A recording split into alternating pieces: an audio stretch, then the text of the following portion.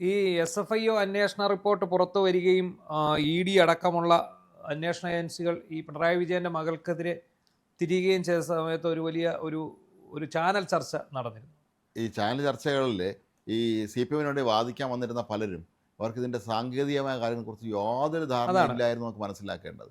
പ്രധാനമായും നമുക്കറിയാം, ഇന്ന് ഏറ്റവും അധികം അബദ്ധങ്ങളെ വിളിച്ച് പറഞ്ഞ രണ്ടുപേരും, ഒന്ന് അഡ്വക്കേറ്റ് അനിൽകുമാർ കോട്ടയവും, ഒന്ന് അഡ്വക്കേറ്റ് അരുൺകുമാർ ഈ കൊച്ചിയിലുള്ള ആളും. ഇവർ രണ്ടുപേരാണ്. ഈ അരുൺകുമാറിനോട് അത് ആ ചാനലിലെ അവതാരകൻ ചോദിക്കുന്നുണ്ട്, എന്ത് സേവനമാണ് അദ്ദേഹം വീണയുടെ കമ്പനി ഈ CMRL ചെയ്തു കൊടുത്തിട്ടുള്ളത്. അപ്പോൾ ഇയാൾ വലിയ ആലങ്കാരികമായിട്ടൊക്കെയാണ് പറഞ്ഞുകൊണ്ട് വരുന്നത്. അവരൊരു സോഫ്റ്റ്വെയർ നിർമ്മിക്കുന്ന കമ്പനിയാണ്. ഞങ്ങൾ പിന്നെ പവർ പോയിന്റ് അല്ല, പിന്നെ മൈക്രോസോഫ്റ്റ് ഔട്ട്ലുക്ക്, ടാലി, ഇത്രയുമാണ് അവിടെ കൊടുത്തിരിക്കുന്നത്. അപ്പോൾ ഇത് കേട്ടതുമല്ല, എന്താ കുഴപ്പമെന്നായിരിക്കും. ഇത് ഭയങ്കര സംഭവമല്ലേ? എന്നാണ് എന്താ പ്രശ്നം? ഇതൊക്കെയാണ് ഞങ്ങൾ കൊടുത്തത്. അതായത് MS ഓഫീസും പവർ പോയിൻറ്റും പിന്നെ അതുപോലെ ടാലി, ഇതാണ് ഞങ്ങളവിടെ കൊടുത്തിരിക്കുന്നത്. പിന്നെ ഔട്ട്ലുക്ക്, അതായത് മൈക്രോസോഫ്റ്റ് ഔട്ട്ലുക്ക്, MS ഓഫീസ്, അതുപോലെ ടാലി, ഈ പിന്നെ ഈ പവർ പോയിൻറ്റിന് പുള്ളിവാരം വേറെ ഏതാണ്ട് പേരാണ് പറയുന്നത്. അപ്പോൾ ഇത് കേട്ട അവതാരകർ മാത്രമല്ല, ഈ സഹപാനലിസ്റ്റുകൾ വരെ തലേ കുത്തിച്ചു. കാരണം ഈ ടാലി എന്ന് പറയുന്നത് ഇന്ത്യൻ കമ്പനിയാണ്. ഇന്ത്യൻ കമ്പനി എന്ന് പറഞ്ഞാൽ അതായത് രണ്ടുപേരാണ്. അതായത് ശ്യാം സുന്ദർ ഗോയങ്കി, ഭരത് ഗോയങ്കയുമാണ് ഇത് നിർമ്മിക്കുന്നത്. ടാലി നിർമ്മിക്കുക. ടാലി സൊല്യൂഷൻ എന്ന കമ്പനിയുടെയാണ്. ടാലി അക്കൗണ്ടിങ് സോഫ്റ്റ്വെയർ ആണ്. ടാലി അക്കൗണ്ടിങ് സോഫ്റ്റ്വെയർ എല്ലായിടത്തും ഉള്ളത് സാധാരണ ഒരു കാര്യമാണ്. അത് നമ്മൾ ആദ്യം ഒരു എമൗണ്ട് കൊടുത്ത് ഇത് പർച്ചേസ് ചെയ്യുക ചെയ്യുന്നത്. നമ്മുടേതായിട്ടുള്ള രീതിയിൽ നമ്മളത് പർച്ചേസ് ചെയ്തിട്ട് പിന്നീട് വേണ്ടി വന്നാൽ നമ്മളത് അപ്ഡേറ്റ് ചെയ്ത് മേടിക്കുന്നു, അല്ലെ സർവീസ് ചെയ്ത് വാങ്ങുന്നു.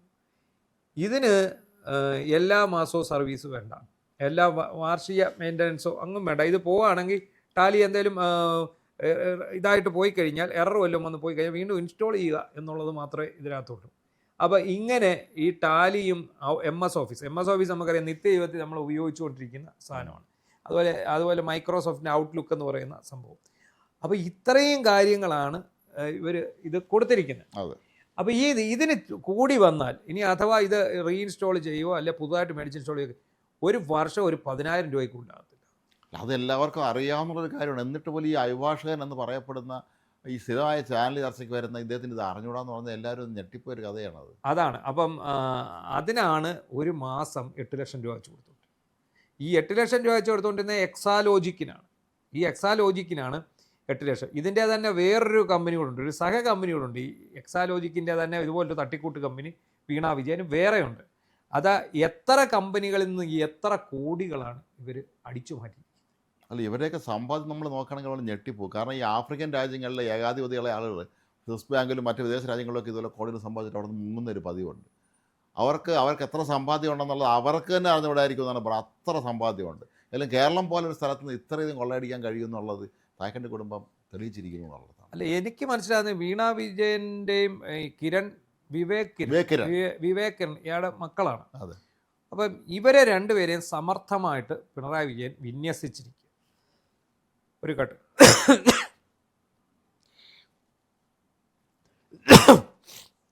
അതായത് വിവേക് കിരൺ വിദേശത്താണ്, വീണ നാട്ടിലും. ഇവര് ഇവിടെ നിന്ന് സമ്പാദിക്കുന്ന കാശ് അങ്ങോട്ടേക്ക് കടത്തുകയാണ്. എന്ന് കടത്തിയിട്ട് അവിടെ നിന്ന് അത് നിയമവിധേയമാക്കി തിരിച്ചു കൊണ്ടുവരികയാണ് എന്ന് വേണം കരുതാൻ. അല്ലെങ്കിൽ ഇവരവിടെ ബിസിനസ് ശൃംഖലകളിൽ നിക്ഷേപിക്കുകയാണ്. ഇവർ കേരളത്തിലോ ഇതുപോലുള്ള തട്ടിക്കൂട്ട് അമ്മയുടെ പെൻഷൻ കാശും കൊണ്ട് തുടങ്ങിയ ഈ സംഭവം എക്സാലോജിക്കലോ. അതെ. അപ്പോൾ ഇത് കഴിഞ്ഞിടയ്ക്ക് നമ്മുടെ നാട്ടിൽ ഏറ്റവും കൂടുതൽ പണമിടപാട് സ്ഥാപനങ്ങളിൽ തട്ടിപ്പാണ്. എന്താണ്, നമ്മുടെ കയ്യിലിരിക്കുന്ന കാശ് കൊണ്ടുവന്ന് ഈ ബ്ലേഡ് വലിയ പലിശ വാഗ്ദാനം. അപ്പോൾ ഈ കൊണ്ടിടുന്ന ആൾക്കാർക്കൊന്നും ഇത് എവിടെയാണ് ഞങ്ങൾ കൊണ്ടിടുന്നത്, എന്ത് രൂപത്തിലാണ് ഇടുന്നത് എന്നറിയില്ല. അപ്പോൾ അങ്ങനെ ഇരിക്കുന്ന സമയത്താണ് നമ്മുടെ ഈ മുത്തൂറ്റ് ഫിനാൻസിനെതിരെ 1-2 കേസ് രജിസ്റ്റർ ചെയ്തു. ആറന്മുള അതുപോലുള്ള പോലീസ് സ്റ്റേഷൻ. അവരുടെ കയ്യിൽ നിന്ന് പൈസ വാങ്ങിയിട്ട് പൈസ ഇല്ല. അതുപോലെ തന്നെ ഒരാൾ ഇവിടെ ഇന്നാളി വരികയും ചെയ്തു, ഇവരെ നമ്മൾ പറ്റിച്ചു എന്ന് പറഞ്ഞിട്ട്. അപ്പം മുത്തൂറ്റ് ഫിനാൻസുകാർ കൊടുക്കുന്ന ഒരു സർട്ടിഫിക്കറ്റ് ഉണ്ട്. അതൊരു LLPയുടെ സർട്ടിഫിക്കറ്റാണ്. ഒരു ഇന്ന കമ്പനി LLP, അതായത് ഇവരുടെ നിന്ന് മേടിക്കുന്ന പൈസ ഇവർ ഈ കമ്പനിയിലാണ് നിക്ഷേപിക്കുന്നത്. അപ്പോൾ അതിനകത്ത് തന്നെ പറഞ്ഞിട്ടുണ്ട് സബ്ജക്റ്റ് ടു മാർക്കറ്റ് റേറ്റ്, നഷ്ടം വന്നാൽ സഹിച്ചോണം, ലാഭം വന്നാൽ തരും. അത് താഴെ വളരെ വളരെ ചെറുതായിട്ട് ചെറുതായിട്ട് കൊടുത്തു. പക്ഷേ ഇത് പൈസ കൊണ്ടിടുന്ന ആൾക്കാർക്ക് മാസം 12% പലിശ, 14% പലിശ എന്നൊക്കെ പറഞ്ഞാണ് കൊണ്ടിടുന്നത്. കൊണ്ടിട്ട് കഴിയുന്നുടനെ എന്ത് സംഭവിക്കുന്നത്? ഇവർ ഇങ്ങനൊരു സ്ഥാപനം രജിസ്റ്റർ ചെയ്തിട്ടുണ്ട്, ഈ LLP ഉണ്ട്, എവിടാണെന്നറിയാം. ഇവിടുന്ന് അന്വേഷിച്ചു പോയി, ഈ പോലീസ് അന്വേഷിച്ചു ചെന്നപ്പം കൊൽക്കത്തയിൽ ഒരു പെട്ടിക്കടയുടെ മേളിൽ ഒരു ബോർഡ് വെച്ചിട്ടുണ്ട്, ഇതാണ് അവരുടെ LLP. അതായത് ചുമ്മാതെ ഒരു സ്ഥാപനം ഉണ്ടാക്കി രജിസ്റ്റർ ചെയ്തിട്ട് അതിലേക്ക് ഇത് മേടിച്ചിട്ട് ഇത് പറ്റിക്കുകയാണ്. നമ്മൾ തൃശ്ശൂർ ജോലി ചെയ്യുമ്പോൾ അറിയാലോ, തൃശ്ശൂർ ഇഷ്ടംപോലെ കുറിക്കമ്പനികളുണ്ട്, ചിട്ടി കമ്പനി. അതെ, കുറിക്കമ്പനി. ഇതിൻ്റെ എല്ലാ ആസ്ഥാനം ഫരീദാബാദാണ്. അതെ, ഫരീദാബാദും ചിലത് ജമ്മു ആൻഡ് കാശ്മീർ. ജമ്മു ആൻഡ് കാശ്മീർ ഫരീദാബാദാണ്. അപ്പോൾ അതാണ് നമുക്ക് മനസ്സിലാവും. ഞാൻ ഇപ്പോഴും ആലോചിക്കുന്നത് എല്ലാ ഫരീദാബാദും ജമ്മു ആൻഡ് കാശ്മീർ ശ്രീനഗറിലൊക്കെ ആണല്ലോ. അതാണ്. അപ്പം അതുപോലെ നമ്മുടെ നാട്ടിൽ എനിക്ക് തോന്നുന്നു ഏറ്റവും കൂടുതൽ ബ്ലേഡ് കമ്പനികൾ അല്ലെങ്കിൽ പണമിടപാട് സ്ഥാപനങ്ങൾ പൂട്ടിയ ഒരു കാലഘട്ടം 2016 തൊട്ട് ഇപ്പോൾ വരെയാണ്. ഇതിനോടകം ഒരുപാട് പോപ്പുലർ ഫിനാൻസ് വകയാറ് ആദ്യഘട്ടം 80കളിലാണ് നടന്നത്. അത് പൊളിഞ്ഞതിന് ശേഷം പിന്നെ വീണ്ടും പ്രചരിപ്പിച്ചു വന്നത്. അപ്പം ഇവരുടെ എല്ലാം പരിപാടി എന്താ? ഇവരാരും കൊടുക്കുന്ന രസീത് ഈ നിക്ഷേപകർക്ക് അറിയില്ല ഇതെന്താണ്. ഇവർ ഈ കൊടുക്കുന്ന രസീത് മുഴുവൻ ഇതുപോലുള്ള LLPകളിൽ നിക്ഷേപിച്ചു. ഈ LLP എന്ന് പറഞ്ഞാൽ ഇവർ ഡിബഞ്ചറായിട്ട് ഇത് ചെയ്യാൻ പറ്റും, കടപ്പത്രമായിട്ട് മാത്രമേ ഇവർക്ക് നിക്ഷേപം സ്വീകരിക്കാൻ പറ്റൂ. ഇവർക്ക് ഡയറക്റ്റ് ക്യാഷ് എടുക്കാൻ പറ്റില്ല, മേടിച്ചെടുക്കാൻ പറ്റത്തില്ല. അപ്പോൾ എന്ത് ചെയ്യും? ഇവർ ഡിബഞ്ചറസ് ആയിട്ടാണ് ഇത് സ്വീകരിക്കുന്നത്. ചില ബിരുദന്മാരെന്ത് ചെയ്യും? ഇത് ഡിബഞ്ചർ ആണെങ്കിൽ പോലും ഇവരല്ല സ്വന്തമായിട്ടൊരു ഫിക്സഡ് ഡെപ്പോസിറ്റ് സർട്ടിഫിക്കറ്റ് ഉണ്ടാക്കി ഇവർക്കും കൊടുക്കും. എന്നിട്ട് യഥാർത്ഥത്തിൽ ഇവർ കൊണ്ട് നിക്ഷേപിച്ച് ഡിബഞ്ചർ ആക്കിയിട്ട് വേറൊരു രേഖ അവിടെ സൂക്ഷിക്കും. അപ്പം നിങ്ങൾ കൊണ്ട് 10 ലക്ഷം രൂപ ഇട്ടെന്ന് വെച്ചു, നിങ്ങളുടെ കയ്യിൽ തരുന്ന ഫിക്സഡ് ഡെപ്പോസിറ്റിൻ്റെ ആയിരിക്കും. പക്ഷേ അതിന് അടിയിൽ എഴുതി വെച്ചിട്ടുണ്ട് ഇന്ന കമ്പനിയിൽ നിക്ഷേപിച്ചതായിട്ട് ഡെപ്പോസിറ്റ് എന്നും പറഞ്ഞ് എന്നിട്ട് ഈ സാധനം ഇവിടെ വെച്ചിരിക്കും. അവസാനം നിങ്ങൾ പൈസ എന്ന് ചോദിക്കുമ്പോൾ പറയും ഇത് പൈസ തരാൻ പറ്റത്തില്ല, നിങ്ങൾക്ക് തന്ന സർട്ടിഫിക്കറ്റ് ഉണ്ടെന്ന് പറയും. ചിലർക്ക് രസീതാണ് എഴുതി കൊടുക്കുന്നത്, അതാ കാർബൺ വെച്ച രസീതാണ്. പക്ഷെ നമ്മുടെ നാട്ടുകാർ ഇതിനൊക്കെ കൊണ്ട് ഇടാൻ റെഡി. ഇവിടെ ആഴ്ചയിൽ ഇപ്പോഴും 3-4 പേര് വിളിക്കാം. വിദ്യാസമ്പന്നരായിട്ടുള്ള ആൾക്കാരാണ്. അതായത് നമ്മളെ സർക്കാർ സർവീസിൽ നിന്ന് റിട്ടയർ ആയവരായിട്ടും കിട്ടിയ ആനുകൂല്യങ്ങളുണ്ടല്ലോ, ഗ്രാറ്റുവിറ്റി.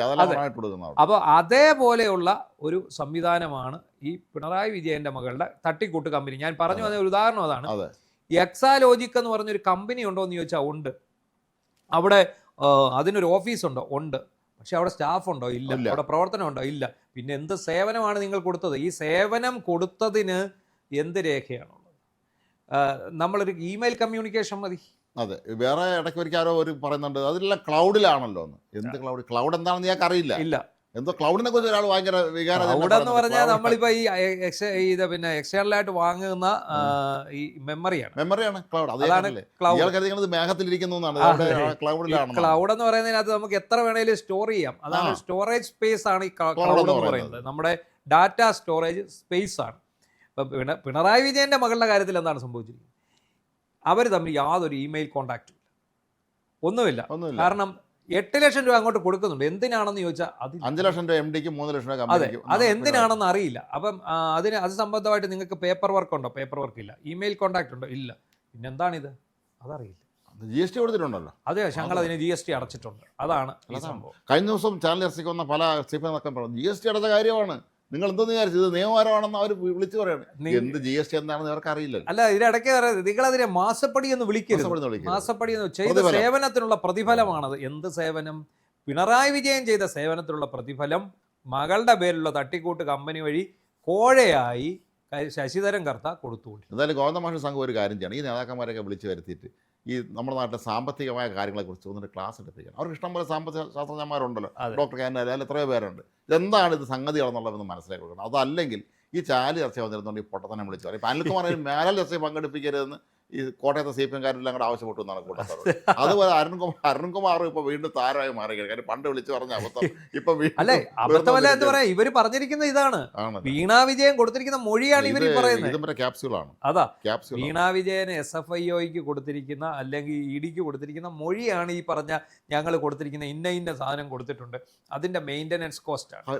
അതിന്റെ മെയിൻ്റനൻസ് കോസ്റ്റ് ആണ് 2,72,00,000. ഒരിക്കൽ ഇതുപോലെ ഒരു ചാനൽ ചർച്ചക്കാരൻ ഞാൻ ചോദിച്ചു, നിങ്ങൾ ഈ അവസ്ഥയിലാണ് വേറെ നിർവാഹമല്ലോ, പാർട്ടി പറഞ്ഞാൽ പോകാതിരിക്കാൻ പറ്റില്ലല്ലോ. ഞങ്ങൾ പോകണം, പോയി അവിടെ ഇരുന്ന് ഈ മണ്ടത്തനെ വിളിച്ച് പറഞ്ഞു പാർട്ടി ക്യാപ്സ്യൂൾ തരും കുറച്ച്. അത് തന്നെ മണ്ടത്തനായിരിക്കും. ഈ കണർകോലും സംഘം തയ്യാറാക്കുന്നതായിരിക്കും. അത് കൂടാതെ കയ്യിൽ നിന്ന് വല്ലതും ഇട്ട് ചെയ്യാമെന്ന് വിചാരിച്ചാലും എതിരെ വന്നിരിക്കുന്നതിനെ കുറിച്ച് അറിയാമെങ്കിൽ ഇപ്പോൾ ജോസഫ് സി മാത്യുവിനെയൊക്കെ പോലുള്ള ആളാണ് വന്നിരിക്കുന്നതെങ്കിൽ നമ്മൾ പെട്ടു എന്ന് പറഞ്ഞു. അതെ. അവർക്ക് സാങ്കേതിക വശം അറിയാം. ഈ ചില ആളുകൾ ബഡ്ജറ്റ് ചർച്ചയ്ക്ക് പോയിരിക്കുമ്പോൾ ആ തോമസൊക്കെയാണ് എതിരെ ഇരിക്കുന്നതെങ്കിൽ അദ്ദേഹം മൊത്തം സാങ്കേതിക വാക്കെടുത്ത് അങ്ങ് പ്രയോഗിക്കും. ഫിസിക്കൽ ഡെഫിസിറ്റ് എന്ന് പറഞ്ഞ് അങ്ങ് തുടങ്ങും. ഈ ചെന്നിരിക്കുന്നവർ എന്ത് സാധനമാണെന്നുള്ള യാതൊരു ധാരണയും കാണില്ല. കുറച്ച് അതുപോലെ ഇവർ ശ്രീജിത്ത് അതുപോലെ പണിക്കരുടെ അടുത്ത് പോകാൻ മടിക്കും. ശ്രീജിത്ത് പണിക്കർക്ക് എല്ലാ വിഷയത്തെക്കുറിച്ചും അത്യാവശ്യം അറിയാം, അദ്ദേഹത്തിന് അത് നന്നായിട്ട് പ്രസന്റ് ചെയ്യാറ്. അപ്പോൾ പിന്നെ ഇവർക്ക് അവിടെ അങ്ങനെയാണ് ശ്രീജിത്ത് പണിക്കർ ചർച്ചയോട് ബഹിഷ്കരിച്ചാണ് ഒത്തിരി ഈ അനിൽകുമാറും മറ്റുള്ളവരൊക്കെ ഉത്തരം മുട്ടി മരിക്കാന്ന് കേട്ടില്ലോ. അങ്ങനെ ഉത്തരം മുട്ടി ഇവർക്ക് ശ്വാസം വിടാൻ പറ്റാത്ത അവസ്ഥയായപ്പോഴാണ് ഇനി മേലെ താൻ സംഖ്യ മേലെ തന്റെ ചർച്ചയ്ക്ക് ഞങ്ങളെ വിളിച്ചേക്കരുത്, സംഖ്യയോട് താൻ രാഷ്ട്രീയ നിരീക്ഷകന്റെ വേഷമിട്ട സംഖ്യയാണ്, തന്നോട് സംസാരിക്കാൻ താല്പര്യമില്ല. ഇതിങ്ങനെ പറഞ്ഞു പോന്നാ പോരെ. ശ്രീജിത്ത് പണിക്കരായിരുന്നു പറഞ്ഞത്. ശ്രീജിത്ത് പണിക്കരെ ദളിത് സംഘടനയുടെ നേതാക്കന്മാരും ഇതുപോലെ ബഹിഷ്കരിച്ചാണ്. അവർ ചോദ്യത്തിന് അയാൾ ചോദിച്ച ചോദ്യത്തിന് ഇവർക്ക് ഇന്നേ വരെ മറുപടി പറയാൻ പറഞ്ഞു. ഒരു എന്തോ ഒരു സാഹിത്യ ഫെസ്റ്റിവലിൽ വെച്ചാണ്. അത് നമ്മൾ എല്ലാവരും ലൈവായിട്ട് കണ്ട നശിപ്പിച്ച് നാശയോടെ കൊടുത്തു. പഠിച്ചിട്ട് വരുന്നവൻ്റെ അടുത്ത് ഈ പഠിക്കാതെ വന്ന് ഈ ക്യാപ്സുകൾ വിഴുങ്ങിക്കൊണ്ട് വരുന്നവൻ ഇന്നലെ കണ്ടില്ലേ ഒരു സാഹത്തി ഈ മൊബൈൽ നോക്കി മുദ്രാവാക്യം വിളിച്ചു കൊടുക്കുന്നുണ്ട്.